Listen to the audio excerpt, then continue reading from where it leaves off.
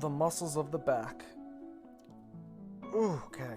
So, the first muscle of the back we'll be looking at is the serratus posterior superior.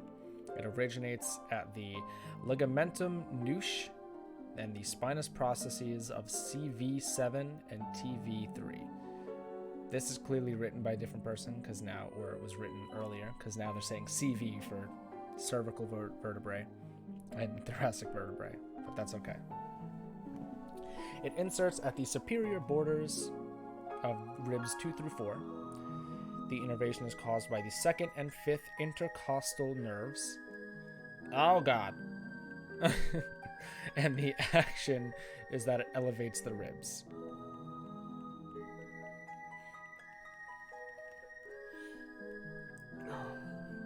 Then we have the serratus posterior inferior. It originates at the spinous processes of T11 and L2. It inserts at the inferior borders of the ribs 8 through 12. The innervation comes from the ventral rami, which are from T9 and T12, the spinal nerves.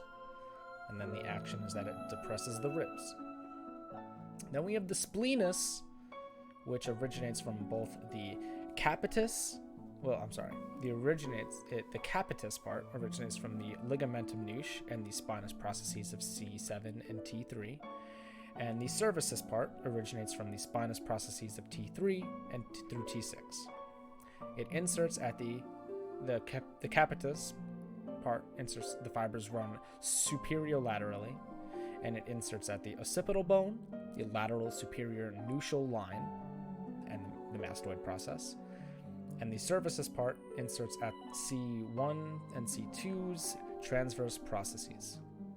The innervation is caused by the dorsal rami of the spinal nerves, and the actions are unilateral. So unilaterally, it flexes and rotates the head to the same size, and bilaterally, it extends the cervical spine and head. Next up is the erector spinae, specifically the iliocostalis.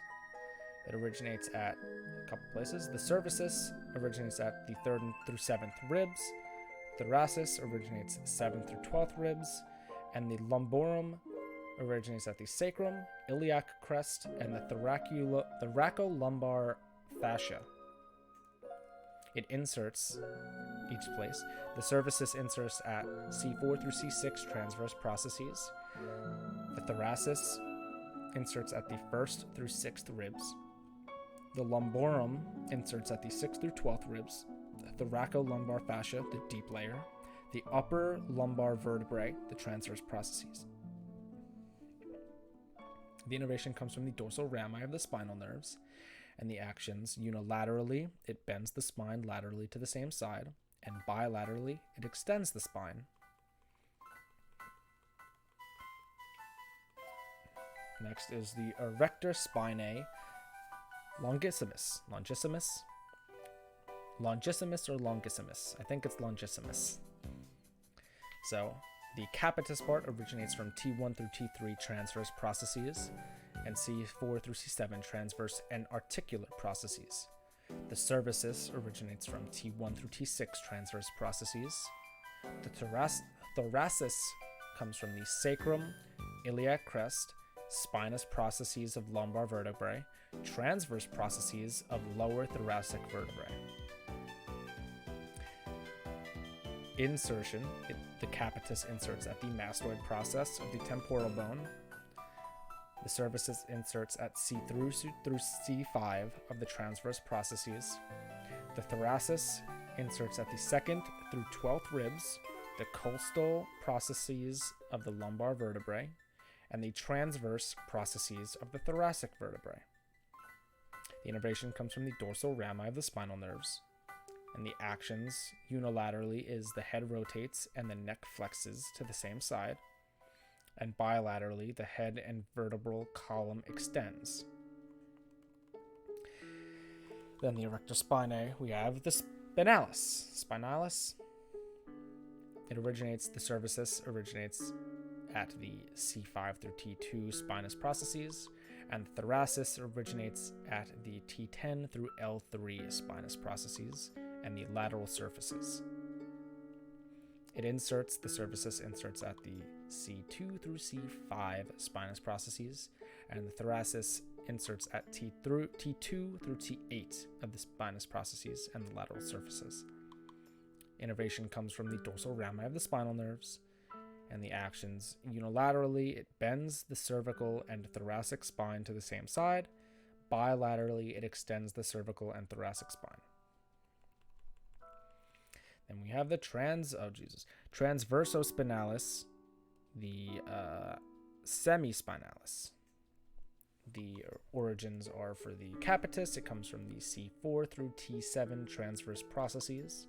The cervicus comes from T1 through T6 transverse processes, and the thoracis comes from T6 through T12 transverse processes. The insertions, the capitis inserts at the occipital bone between superior and inferior nuchal lines. The cervicus inserts at the C2 and through C5 spinous processes, and the thoracis inserts at the C6 through T4 spinous processes. The innervation comes from the dorsal rami of spinal nerves, and the actions are postural stabilizers. Unilaterally, it bends the head, cervical, and thoracic spines to the same side and rotates to the opposite side. And bilaterally, it extends the spine.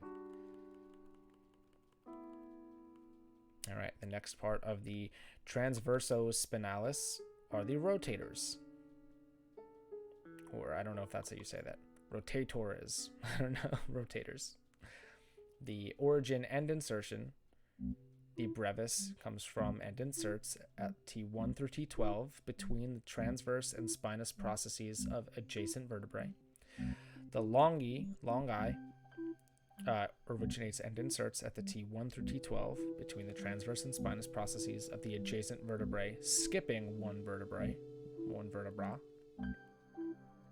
The innervation comes from the dorsal rami of the spinal nerves, and the actions are postural stabilizers. Unilaterally, it rotates the spine to the opposite side, and bilaterally, it extends the thoracic spine.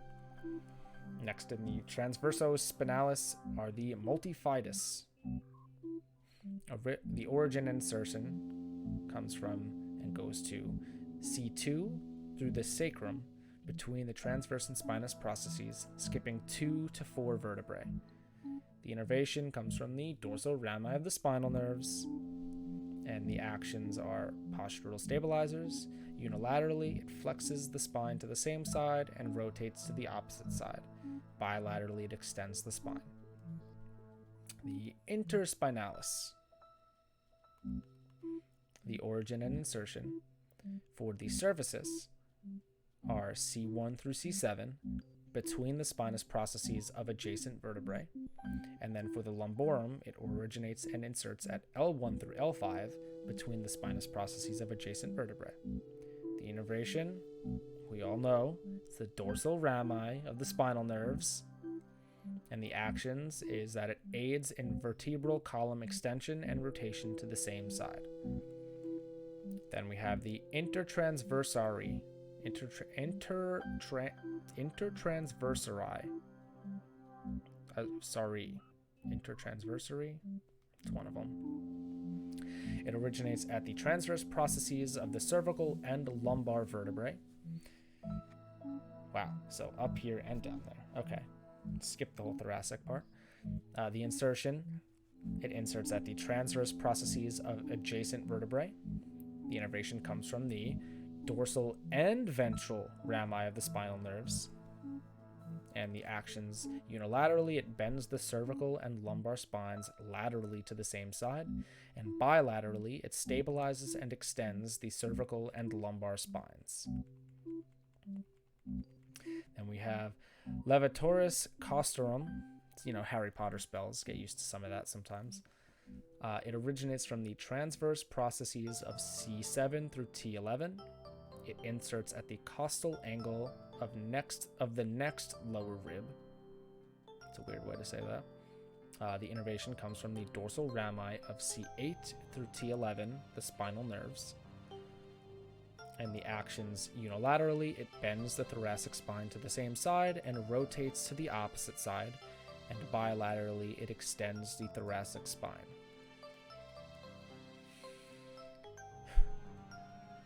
All right, we're almost done with the back. Then we'll take a little break again. The rectus capitis posterior major is next. It originates from the spinous process of C2, and it inserts at the lateral part of the inferior nuchal line of the occipital bone. Innervation comes from the dorsal ramus of C1 spinal nerve, and the actions unilaterally the head ipsilateral rotation, and bilaterally it gives head extension. Next is the rectus capitis posterior minor, which originates from the posterior tubercle of CV1. The insertion, it inserts at the medial part of the inferior nuchal line of the occipital bone. The innervation is caused by the dorsal ramus of C1 spinal nerve. And the actions unilaterally, head ipsilateral rotation, and bilaterally head extension. Next we have obliquus capitis superior, which comes from the originates at the transverse process of CV1. It inserts at the occipital bone, the inferior nuchal line, middle third, and above the rectus capitis posterior major. The innervation is caused by the dorsal ramus of C1 of C1 spinal nerve. I think it just wants to say dorsal ramus of C1 spinal nerve. Actions unilaterally, it tilts the head to the same side and rotates to the opposite side, and bilaterally its head extension. And finally, we have the obliquus capitis inferior, which originates at the spinous process of CV2, inserts at the transverse process of C1. Innervation is caused by the dorsal ramus of C1 spinal nerve, and the actions are unilateral. It causes neck ipsilateral rotation, and bilaterally it does head extension. Now for the synergists of the spine and thorax, so the vertebral column specifically. Flexion, we have the rectus abdominis, the external oblique bilaterally, the internal oblique bilaterally, the psoas major with the origin fixed, and the iliacus with the origin fixed. And then extension, we have the longissimus bilaterally, the iliocostalis bilaterally, the multifidi bilaterally, the rotators bilaterally, the semispinalis capitis spinalis bilaterally, quadratus lumborum assists, the internal spinalis intertransversari bilaterally, and the latissimus dorsi assists when the arm is fixed. Rotation, this is all unilaterally. We have the external oblique to the opposite side, the internal oblique to the opposite side, the multifidi to the opposite side, and the rotators to the opposite side. And finally, lateral flexion, unilaterally to the same side, the intercostalis, the external oblique, the internal oblique, the longissimus, the quadratus lumborum, the psoas major, which assists, the intertransversari spinalis, and the latissimus dorsi assists. Okay, let's take a break for a minute, drink some water.